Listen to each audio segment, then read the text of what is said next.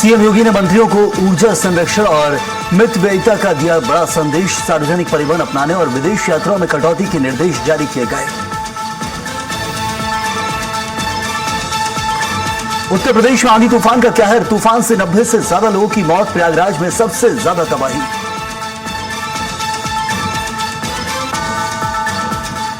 देहरादून के सचिवालय में मुख्यमंत्री पुष्कर सिंह धामी की अध्यक्षता में बैठक, प्रधानमंत्री नरेंद्र मोदी की अपील का दिखा असर, सीएम धामी ने अपने काफिले की गाड़ियां की कम। पिथौरागढ़ में 15 और 16 मई को बीजेपी का प्रशिक्षण महाअभियान, पहली बार दुर्गम हिमालय क्षेत्र गुंजी में होगा कार्यक्रम। सीमांत क्षेत्रों को वाइब्रेंट विलेज के रूप में विकसित करना रहेगा लक्ष्य। नीट यूजी 2026 परीक्षा रद्द होने से गरमाई सियासत, हल्द्वानी में कांग्रेस ने केंद्र सरकार के खिलाफ किया प्रदर्शन, मशाल जुलूस निकालते हुए की जमकर नारेबाजी।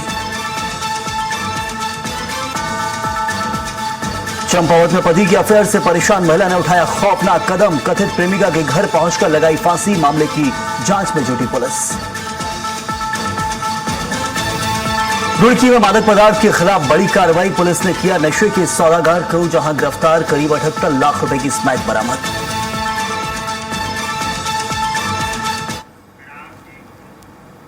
नमस्कार, बहुत स्वागत है आप सभी का न्यूज 360 में। आपके साथ मैं हूं संयम जैन। आंधी बारिश से हुई जनहानि पर सीएम योगी के निर्देश पर जहां मुआवजा वितरण शुरू किया गया है, 24 घंटे में आकलन किया जाएगा और डीएम फील्ड में उतरकर पीड़ितों से मिलेंगे। तो वहीं राहत आयुक्त निगरानी में कार्रवाई जारी है। आंधी तूफान का बड़ा दौर देखने को मिला है उत्तर प्रदेश के अंदर, और उसी को लेकर मुख्यमंत्री योगी आदित्यनाथ के निर्देश है जिनका पालन अब डीएम कराते नजर आएंगे हर जिले के अंदर। और 24 घंटे में आकलन किया जाएगा नुकसान का, खासतौर पर किसानों को जो नुकसान हुआ है उसका।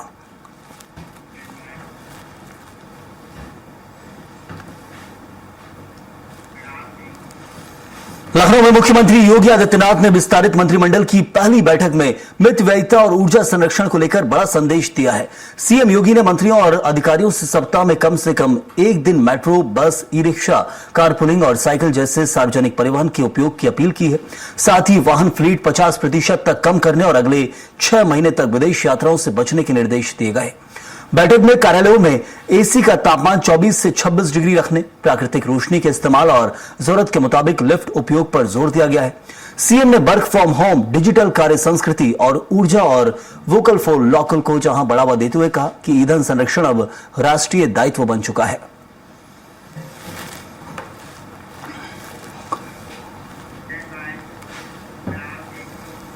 लखनऊ में समाजवादी पार्टी संस्थापक मुलायम सिंह यादव के बेटे प्रतीक यादव के निधन से राजनीतिक और सामाजिक जगत में शोक की लहर दौड़ गई है। मुख्यमंत्री योगी आदित्यनाथ बीजेपी नेता अपर्णा यादव के आवास पहुंचे और प्रतीक यादव को अंतिम श्रद्धांजलि अर्पित की। सीएम योगी ने शोक संतप्त परिवार से मुलाकात कर अपनी संवेदनाएं व्यक्त की। तो वहीं विभिन्न राजनीतिक दलों के नेता, समर्थक और शुभचिंतक लगातार अंतिम दर्शन के लिए पहुंच रहे हैं। प्रतीक यादव के निधन की खबर से प्रदेश की राजनीति में गहरा दुख और संवेदना का माहौल बना हुआ है।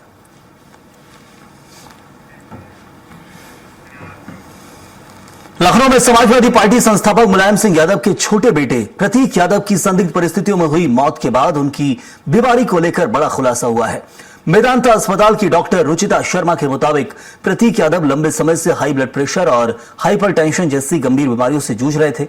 डॉक्टरों ने बताया कि उन्हें पल्मोनरी एम्बोलिज्म की शिकायत के बाद अस्पताल में भर्ती किया गया था, जिससे हार्ट पर लगातार दबाव बढ़ रहा था। मेदांता अस्पताल ने पुष्टि की है कि उनका इलाज लगातार वहीं चल रहा था। प्रतीक यादव के निधन से राजनीतिक गलियारों में शोक की लहर है और कई बड़े नेता परिवार से मिलकर संवेदनाएं व्यक्त कर रहे हैं। प्रतीक यादव जी के बारे में हमें पता चला, जिसका हमें बहुत ही अफसोस है।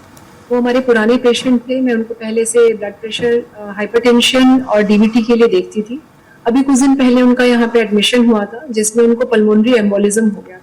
इसमें ब्लड का क्लॉट जो है धमनियों में जाके जमा हो जाता है लंग्स की, उसकी वजह से उनके हार्ट पे असर आया था। तो कुछ दिन पहले यहाँ पे सांस फूलने की संबंधित प्रॉब्लम से आए थे और पल्मोनरी एम्बोलिज्म उनका डायग्नोसिस। ये जो कंडीशन होती है पल्मोनरी एम्बोलिज्म की, अपने आप में ही ऐसी होती है जिसमें खतरा रहता है। तो सर ऑलरेडी ब्लड थिनर पे थे और उनको पता था कि उनको ये प्रॉब्लम है और बीपी की दवाइयाँ रेगुलर लेते थे। बहुत ही अच्छे पेशेंट थे और समय समय पे मेडिसिन भी करते थे। लेकिन अभी क्या हुआ इसके बारे में कह सकते हैं, लेकिन डिफिकल्ट था उस समय ये बात समझ में। उत्तर प्रदेश में आंधी तूफान का कहर, जहां आंधी तूफान से 100 से ज्यादा लोगों की मौत हुई है। प्रयागराज में सबसे ज्यादा तबाही हुई, तो वहीं आंधी तूफान से जनजीवन अस्त व्यस्त हो गया है। प्रयागराज में 16, भदोही में 11 लोगों की जान गई है। फतेहपुर में 6 लोगों की मौत हुई, तो वहीं फतेहपुर में तेज आंधी से महिला तीसरी मंजिल से गिर गई। कई लोग दीवार और पेड़ गिरने से दब गए। साथ ही उन्नाव में लखनऊ कानपुर रेल रूट पर पेड़ गिर गया है। पेड़ गिरने से कई ट्रेनें प्रभावित हुई हैं।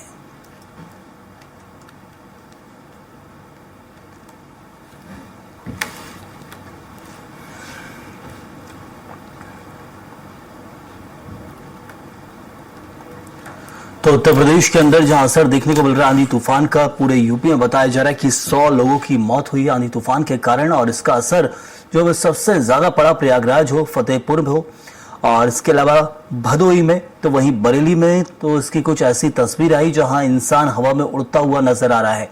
बोट पकड़कर नीचे बैठा हुआ था, लेकिन वही बोट जैसे आंधी के कारण उड़ा तो वो हवा में उछलता हुआ नजर आया है।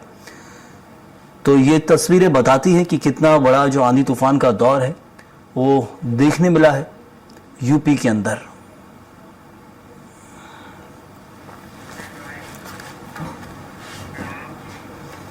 कौशाम्बी के कोखराज थाना क्षेत्र के तरसौरा गांव में तेज आंधी के बीच लगी भीषण आग ने हड़कंप मचा दिया। देखते देखते आग ने विकराल रूप लेकर 12 परिवारों के घरों को जलाकर राख कर दिया। आग की चपेट में एक भैंस जिंदा जल गई, जबकि ग्रामीणों ने मवेशियों को बचाने के लिए रस्सियां काटकर किसी तरह जान बचाई है। करीब 1 घंटे की मशक्कत के बाद फायर ब्रिगेड ने आग पर काबू पाया है। हालांकि ग्रामीणों ने समय पर मदद न मिलने का आरोप लगाया है, तो वहीं पीड़ित शिव बालक के लिए ये दूसरी बड़ी त्रासदी है। 14 साल पहले भी आग में उनके 2 बेटों की मौत हो चुकी थी।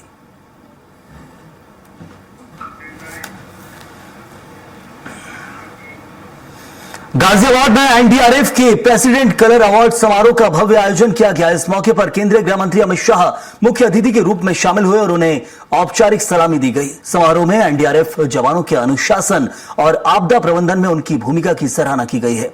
प्रेसिडेंट्स कलर सम्मान को उत्कृष्ट सेवा और गौरव का प्रतीक माना जाता है। कार्यक्रम में सुरक्षा बलों के वरिष्ठ अधिकारी और जवान बड़ी संख्या में मौजूद रहे।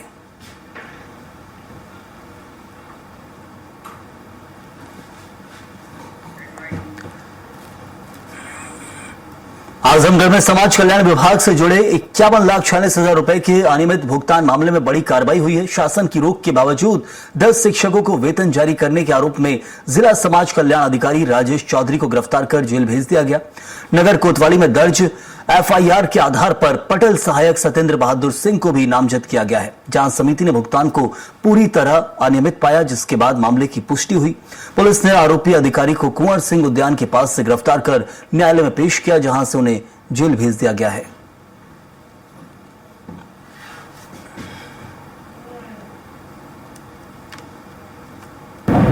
राजेश चौधरी जो जिला समाज कल्याण अधिकारी है, उनको गिरफ्तार किया गया है और इनको माननीय न्यायालय के समक्ष प्रस्तुत करके का रिमांड प्राप्त किया जा रहा है। कहाँ से इनकी गिरफ्तारी हुई है और किस मामले में? इनकी गिरफ्तारी कोतवाली नगर क्षेत्र में स्थित कुंवर सिंह पार्क है, वहां से की गई है और गिरफ्तारी आज सुबह की गई है। सर, किस मामले में इनको भेजा गया है? जो तहरीर थी उसके मुताबिक इन्होंने अवैध रूप से नियुक्त 10 अध्यापकों के वेतन का भुगतान किया था, जिसके जांच के आधार पर इसमें मुकदमा पंजीकृत हुआ था और इसी मामले में इनकी गिरफ्तारी की गई है। हरदोई के शाहबाद में शादी समारोह उस वक्त हंगामे में बदल गया जब अधिवक्ता दुल्हन ने मंडप में ही दूल्हे को पहचानने से इनकार कर दिया। युवती का आरोप है कि मोबाइल पर खुद को भारतीय सेना में तैनात राहुल मिश्रा बताने वाला युवक कोई और निकला है, जबकि बारात लेकर देवेंद्र सिंह परिहार नाम का युवक पहुंचा था। मामले के बाद लड़की पक्ष और स्थानीय लोगों में भारी आक्रोश फैल गया और मौके पर जमकर हंगामा हुआ। आरोप है कि दूल्हे की पिटाई भी की गई, जिसके बाद उसे घायल हालत में अस्पताल पहुंचाया गया। फिलहाल पुलिस ने कई बारातियों को हिरासत में लेकर मामले की जांच शुरू कर दी है। बातचीत चलती थी, उसका नाम राहुल मिश्रा था। वो पुलवामा कश्मीर में पोस्टिंग सेना में बता रहा था। और जो कल के लिए लड़का आया था वो देवेंद्र परमार था और हमारे साथ शादी के लिए धोखाधड़ी हुई। हरदोई के कासिमपुर थाना क्षेत्र में हुए दर्दनाक सड़क हादसे में 3 परिवारों की खुशियां छीन ली। संडीला बांगरमऊ मार्ग पर दो बाइकों की जोरदार भिड़ंत के बाद सड़क पर गिरे युवकों को तेज रफ्तार डंपर ने कुचल दिया, जिससे तीनों युवकों की मौत हो गई, जबकि एक घायल का इलाज जारी है। हादसे में जान गंवाने वाले युवक आपस में रिश्तेदार थे और शादी समारोह में शामिल होने आए थे। घटना के बाद गांव में मातम पसर गया और परिजनों का रो रो कर बुरा हाल है। पुलिस ने डंपर को कब्जे में लेकर शवों को पोस्टमार्टम के लिए भेज दिया है और आगे की कार्रवाई शुरू कर दी है।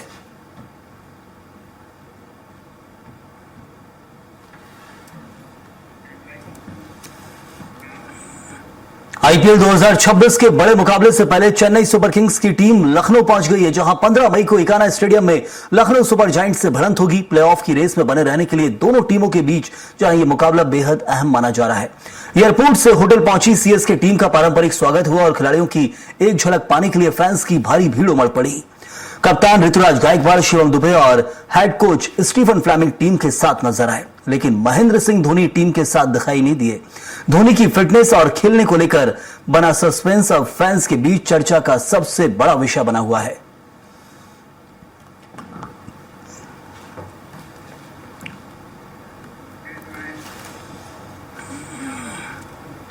देहरादून में मुख्यमंत्री पुष्कर सिंह धामी की अध्यक्षता में कैबिनेट की बैठक हुई। कैबिनेट बैठक में ऊर्जा और ईंधन बचत को लेकर कई बड़े फैसले लिए गए। सरकार ने सप्ताह में एक दिन नो व्हीकल डे लागू करने, सरकारी बैठकों में वीडियो कॉन्फ्रेंसिंग बढ़ाने और निजी क्षेत्र में वर्क फ्रॉम होम को प्रोत्साहित करने का निर्णय लिया। साथ ही शासकीय कर्मचारियों के लिए एक अधिकारी एक वाहन नियम लागू होगा और नए सरकारी वाहनों में 50% इलेक्ट्रिक वाहन अनिवार्य होंगे। राज्य में ईवी चार्जिंग नेटवर्क को तेजी से बढ़ाया जाएगा। साथ ही विदेशी सरकारी यात्राओं में कटौती, घरेलू पर्यटन को बढ़ावा, प्राकृतिक खेती, कम तेल वाले भोजन और स्वच्छ ऊर्जा के उपयोग पर जोर दिया जाएगा। उत्तराखंड में धामी सरकार ने मेरा भारत मेरा योगदान अभियान शुरू करने का फैसला लिया है।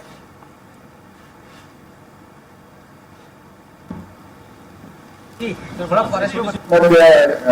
हमारा जो कृषि और कृषि कल्याण विभाग का था, सघन पौधा केंद्र कैप्सेलाकोई का नाम परिवर्तित करने के संबंध में था, तो इसका नया नाम परफ्यूमरी एवं सघन अनुसंधान एवं विकास संस्थान, इंग्लिश में perfumery and aromatic research and development institute PARDI इसका नाम किया जाना है। इससे माननीय मंत्रिमंडल द्वारा सहमति दी गई। अगला मत ये न्याय विभाग का मत था। इसमें माननीय उच्चतम न्यायालय नई दिल्ली का निर्णय था कि एक रजिस्ट्रार न्यायालय और केस प्रबंधन का पद सृजित किया जाए। प्रधानमंत्री नरेंद्र मोदी की ऊर्जा बचाने की अपील का असर उत्तराखंड में दिखाई देने लगा है। मुख्यमंत्री पुष्कर सिंह धामी समेत राज्य के मंत्री ईंधन की बचत को लेकर जरूरी कदम उठा रहे हैं। कैबिनेट की बैठक में शामिल होने कृषि मंत्री गणेश जोशी इलेक्ट्रिक स्कूटी से सचिवालय पहुंचे, तो वहीं बीजेपी विधायक प्रेमचंद अग्रवाल भी स्कूटी से सचिवालय आए। सीएम धामी ने भी अपने काफिले में गाड़ियों की संख्या कम की है। पहले उनके काफिले में सुरक्षा समेत 9 गाड़ियां चलती थी, जिसे अब घटाकर 5 कर दिया गया है। दरअसल पश्चिम एशिया में चल रहे तनाव के कारण पेट्रोल, डीजल और गैस की सप्लाई प्रभावित हो रही है। इसी वजह से पीएम मोदी ने लोगों से ईंधन की बचत करने, मेट्रो और इलेक्ट्रिक वाहनों का इस्तेमाल बढ़ाने, कारपूलिंग अपनाने और जरूरत पड़ने पर वर्क फ्रॉम होम करने की अपील की है। उत्तराखंड सरकार के मंत्रियों का कहना है कि मौजूदा हालात में ऊर्जा बचत बेहद जरूरी है। सबको इसमें सहभागिता करनी है, सबको इसमें योगदान करना है और ईंधन को भी बचाना है और देश को बचाना है। तो मैं समझता हूँ कि सभी लोग जो है इलेक्ट्रॉनिक बसेस का और इलेक्ट्रॉनिक व्हीकल्स का इस्तेमाल करें, जिससे कि हम लोग पेट्रोल और डीजल को बचा सकें। तो मेरी सबसे ये अपील है कि स्थिति को देखते हुए सभी लोग अपना आवाजाही कर रहे हैं तो पार्टनरशिप के साथ करें। अगर एक जगह एक घर में 4 गाड़ियाँ तो वो एक यूज़ करें, बाकी परिवार के से एक ही गाड़ी में जाएं और सभी लोग जो है इसमें अगर सहयोग करेंगे तभी हम लोग इस स्थिति से उभर पाएंगे। एक माननीय मंत्री जी के साथ जो गाड़ी पुलिस की चलती है, उसको फिलहाल जब आउट ऑफ स्टेशन जाना होता है तभी उसका इस्तेमाल हो और इसको न किया जाए। यहाँ पे जब शहर में रहना है तो एक ही गाड़ी बहुत है, तो इसलिए हम इसको आज बातचीत करेंगे माननीय मुख्यमंत्री जी से और मुख्यमंत्री जी का भी यही निर्णय है। उन्होंने भी हम सबको दिशा निर्देश दिए हैं कि जितना भी कम खर्चा हो सकता है उतना कम करें। जिस तरह लड़ाई मूल्यों में इस तरह निश्चित रूप से अंतर्राष्ट्रीय मार्केट में जिस तरह फ्यूल की कीमत लगातार बढ़ रही है, तो ऐसी स्थिति में राष्ट्र हित में राष्ट्र की आर्थिकी की मजबूती के लिए प्रधानमंत्री जी ने अपील की है कि इस समय कम से कम ऊर्जा का उपयोग करें और साथ ही सोना खरीदना फिलहाल कुछ समय के लिए टाल दी। तो ये राष्ट्र हित में राष्ट्रीय इकोनॉमी को बनाए रखने के लिए राष्ट्र की आर्थिक स्थिति मजबूत रहे, इस कारण किया जा रहा है। इस समय संकल्प लिया था कि मैं लोकल काम जितने भी होंगे जहां हम संभव होंगे, हम सचिवालय जाते हैं, मुख्यमंत्री आवास जाते हैं, गवर्नर हाउस जाते हैं, अगल बगल के क्षेत्रों में ब्याह शादी छोटे कार्यक्रम में जाते हैं, तो मैंने कहा था कि मैं एक्टिवा से चलूंगा और एक इलेक्ट्रिक व्हीकल हम लेंगे। तो आज भी मैं, तो कल भी मैं जब लोकल कार्यक्रम में गया तो एक एक्टिवा से गया, क्योंकि जब बाहर जाना है तो संभव नहीं है, वहां तो गाड़ी की आवश्यकता होगी। लेकिन उसमें भी हमने कहा कि लोकल में भी अगर दूर जाएंगे तो हम फ्लड का इस्तेमाल नहीं करेंगे।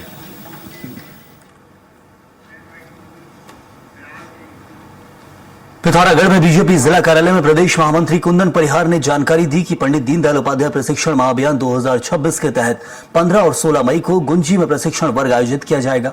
उन्होंने बताया कि इस कार्यक्रम में शिव प्रकाश, हर्ष मल्होत्रा और अजय टमटा सहित कई वरिष्ठ नेता शामिल होंगे। बीजेपी पहली बार दुर्गम हिमालयी क्षेत्र गुंजी में ऐसा आयोजन करने जा रही है, जिसका उद्देश्य सीमांत क्षेत्रों को वाइब्रेंट विलेज के रूप में विकसित कर वैश्विक पहचान दिलाना है।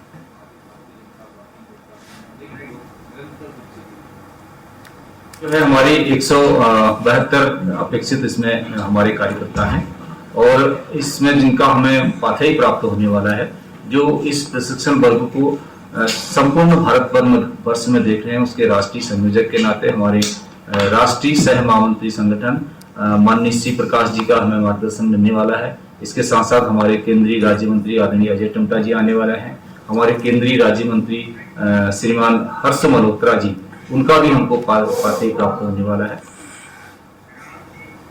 हरिद्वार में स्वर्णकार ने प्रधानमंत्री नरेंद्र मोदी की उस अपील का समर्थन किया जिसमें सोना, तेल और अन्य वस्तुओं के अत्यधिक भंडारण और निवेश को सीमित करने की बात कही गई है। उन्होंने कहा कि नागरिकों का दायित्व परिवार, समाज और राष्ट्र के प्रति होता है और इस दृष्टि से ये कदम महत्वपूर्ण है। वर्मा के अनुसार अत्यधिक निवेश और भंडारण की प्रवृत्ति से महंगाई और असमानता बढ़ती है। उन्होंने स्पष्ट किया कि शादी विवाह और पारंपरिक जरूरतों के लिए सोने की खरीद जारी रहनी चाहिए, लेकिन केवल निवेश के उद्देश्य से अत्यधिक खरीद पर संयम जरूरी है।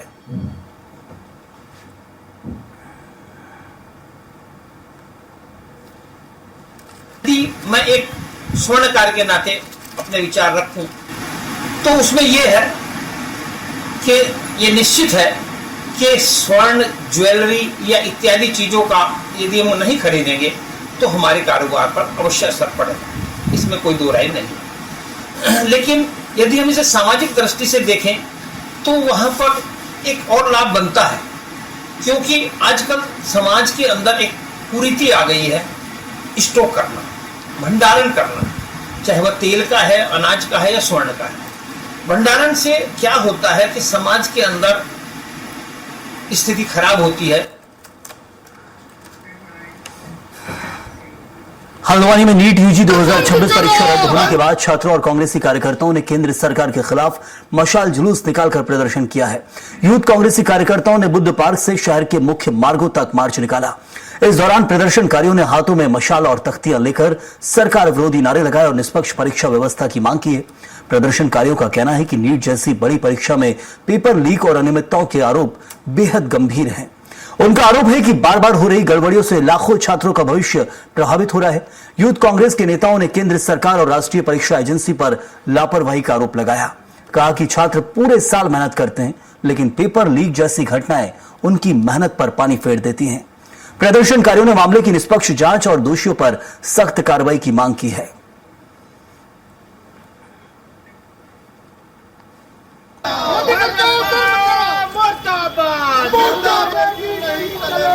आज हमारा देश की यह स्थिति है कि नीट जो कि देश की सबसे बड़ी परीक्षा है, जो जिसमें कई लाखों बच्चे पेपर देने की तैयारी कर रहे थे, उसका पेपर लीक हो जाता है। हमारे देश की एजेंसियां फेल है, क्या हमारे देश की एजेंसियां फेल है? हमारे देश की एजेंसियां क्या सिर्फ भारतीय जनता पार्टी के इलेक्शनों में काम करने के लिए रह गई है? हमारे आज देश के प्रधानमंत्री नरेंद्र मोदी जी इस पर क्या कहेंगे? देखिए, देश का युवा जाग चुका है। देश का युवा का सिर्फ और सिर्फ एक ही कहना है कि नरेंद्र मोदी वीक है, इसीलिए पेपर लीक है।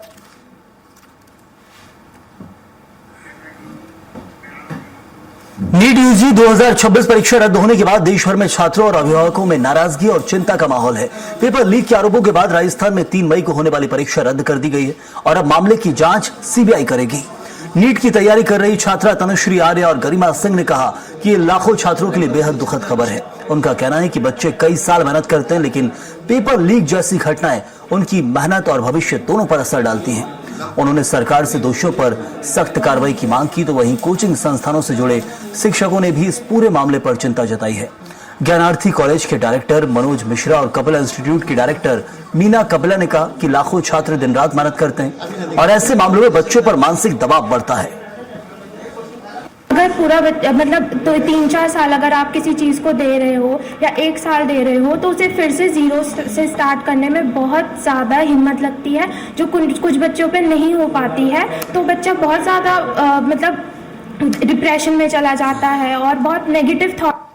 ऑब्वियसली बहुत ही सैड सिचुएशन है और बहुत ही डिसअपॉइंटिंग सिचुएशन है एंड बच्चे इससे बहुत डिमोटिवेट भी होते हैं इवन, क्योंकि वो इतने साल प्रिपेयर करते हैं। कुछ बच्चे इवन 2-3 साल ड्रॉप लेके प्रिपेयर करते हैं। तो ऐसी सिचुएशन में पेपर लीक होता है तो ऑब्वियसली बहुत ही डिसहार्टनिंग रहता है बच्चों के लिए।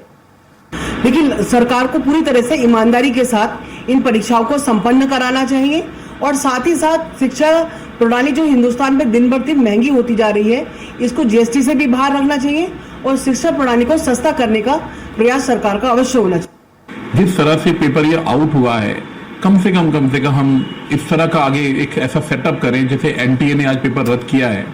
तो मैं गुजारिश करूंगा कि आपके प्रतिष्ठित चैनल के माध्यम से कि एनटीए को भी कि ऐसे सुरक्षा के इंतजाम किए जाएं ताकि ऐसी जो कंडीशन है ना आए और बच्चों को बहुत ज्यादा मेंटल प्रेशर से बच्चों को गुजरना पड़ रहा है। और इस वक्त खबरों में फिलहाल के लिए इतना ही। आप बने रहिए न्यूज़ 360।